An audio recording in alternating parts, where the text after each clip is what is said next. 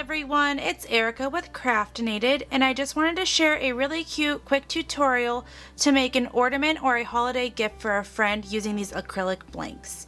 So things you will need is your acrylographs in any color, ribbon, scissors, and if you're going to make an ornament, the hook. So these acrylic blanks have a shield on them, so you'll want to remove them. If yours does not have a shield, I would wash it with mild soap and water or a alcohol swab. On the blog post, there will be a printable that I have made for this tutorial. I'm going to be making mine with the Happy Holidays one.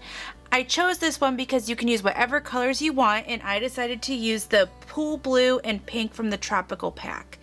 I think it's a lot of fun to do things in non-traditional colors, so that is why I chose these ones. I'm just going over my acrylograph with a second coat to make sure there's no streaks and everything looks really opaque. I'm going to be adding some interest with some little polka dots that are pink, and then some little like stars that are from the metallic blue.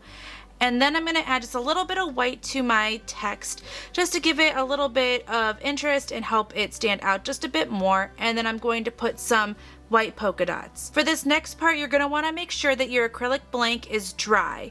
But then I'm just going to feed some ribbon in through that hole, and then I'm going to tie it into a bow.